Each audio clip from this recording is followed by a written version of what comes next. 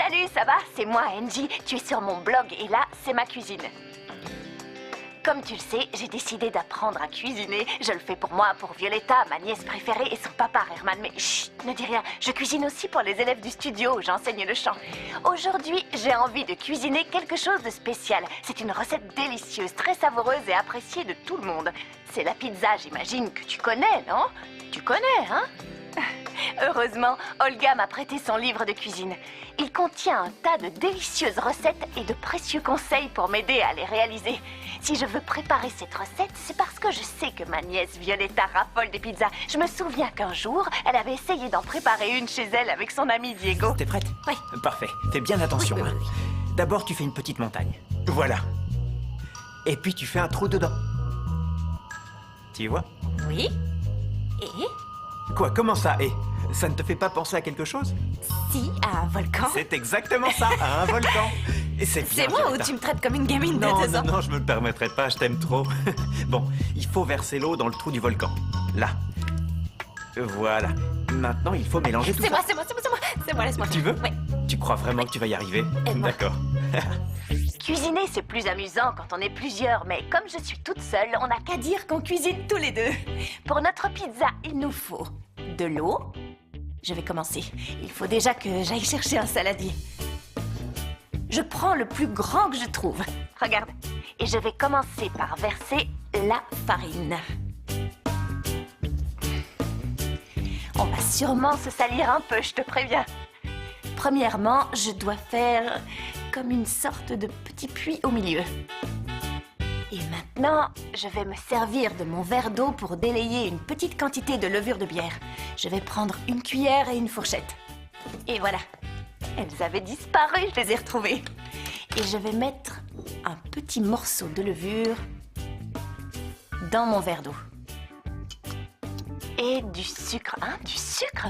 Oh, j'avais jamais entendu dire que pour faire de la pâte à pizza, il fallait du sucre. Ça doit être une erreur. Je vais appeler Olga, elle est toujours de bons conseils. Angie, ça va? Bonjour Olga, tu es à la salle de sport? Oui, je suis à la salle de sport. Je me suis mise à la course. Je te félicite. Mais écoute, j'ai une petite question au sujet de ta recette de pizza. Est-ce qu'il faut vraiment mettre du sucre dans la pâte? Ah, je comprends que ça puisse sembler étrange. Mais pour la pâte d'une bonne pizza, le secret c'est d'ajouter un petit peu de sucre dans la levure. Et de cette façon, vois. tu obtiendras une pâte incroyablement savoureuse et moelleuse. Je t'assure, tu auras la meilleure pâte à pizza du monde. Et moi qui pensais que c'était une erreur. Non, ce n'est pas une erreur, c'est très sérieux. Avec la levure de ta pâte à pizza, Oui. mets un petit peu de sucre. Tu m'en Parfait. diras des nouvelles. Merci, c'est gentil Olga. Tu peux continuer à courir. Non, je vais m'accorder 5 petites minutes de pause. Je continuerai après. 5 petites minutes, pas une de plus. Bon, je te laisse. Attention Olga, attention, aïe. Olga. Au fourneau, c'est une experte, mais en sport, elle est un petit peu dangereuse, j'ai l'impression. Si c'est Olga qui le dit, je le fais sans la moindre hésitation parce qu'elle sait absolument tout en cuisine. Je vais donc ajouter un petit peu de sucre. Voyons voir. Oui. Une pincée de sel et de l'huile. Voilà. Un filet. Je mélange le tout. Et je le verse dans mon puits. Ah, ça a coulé un peu partout. Et je commence à mélanger doucement. D'abord avec la fourchette et ensuite avec les mains.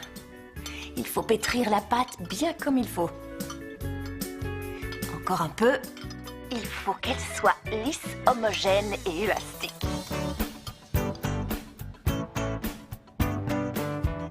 Je dois ensuite former une boule et la laisser reposer dans un grand récipient parce que la pâte va doubler de volume. Il faut la laisser à température ambiante et à l'abri des courants d'air, comme dans un four éteint ou dans un micro-ondes. Je vais la laisser reposer dans le four éteint pendant environ 1h30 ou jusqu'à ce qu'elle ait doublé de volume. Voilà, je vais en profiter pour allumer le four. Je l'ai réglé sur 250 degrés. Il doit être bien chaud. Si tu es trop jeune, demande à un adulte. Ne le fais pas tout seul. J'ai réussi. J'ai obtenu une pâte bien onctueuse. Elle a parfaitement levé. Je vais préparer un morceau de papier spécial cuisson. Un peu de farine.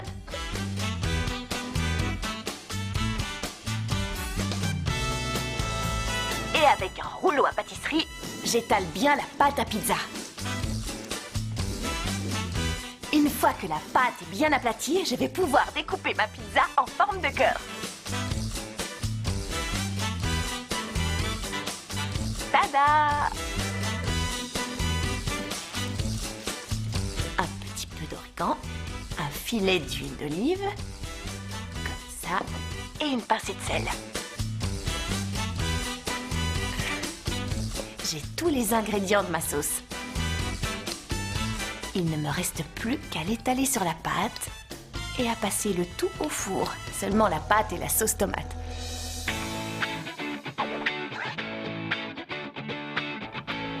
Comme ceci. Je vais mettre mon cœur au four et laisser cuire environ 8 minutes.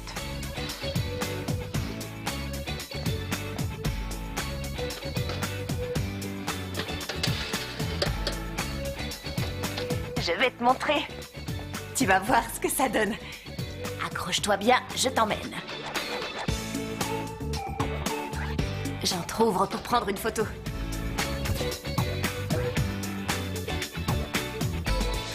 Je crois que le temps est écoulé. Ouh, quelle chaleur!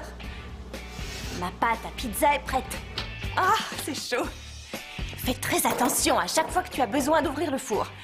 Et maintenant, je vais garnir notre pizza avec tout un tas de légumes. Je les ai cuisinés hier. Tu vois, c'est ce qu'il me restait de mon dîner.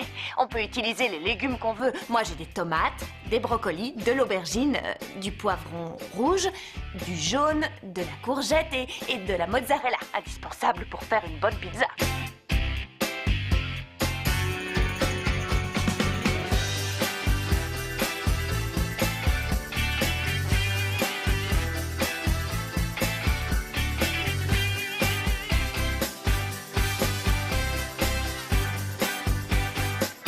Comme indiqué dans le livre d'Olga, remettre au four une dizaine de minutes. Allez.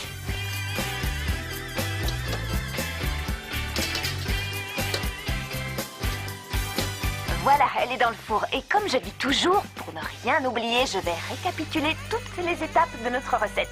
Faire un tas de farine et creuser un petit puits à l'intérieur. Dans un verre, mettre de l'eau tiède, la levure de bière, le sucre, comme expliqué par Olga, un filet d'huile et une pincée de sel. Incorporer ce mélange à la farine.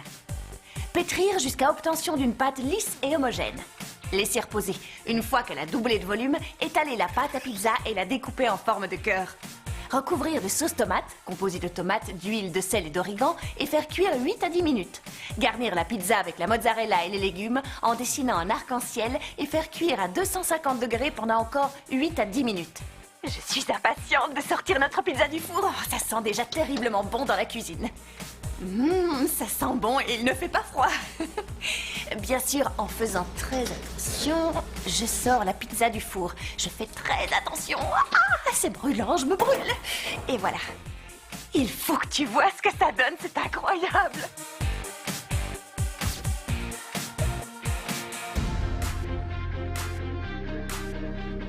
J'ai bien envie de la goûter. Alors, c'est beaucoup trop chaud. En attendant que ça refroidisse, je te remercie de m'avoir suivi aujourd'hui. Si tu essaies de préparer une pizza chez toi, pense à m'envoyer tes commentaires et tes photos. Salut!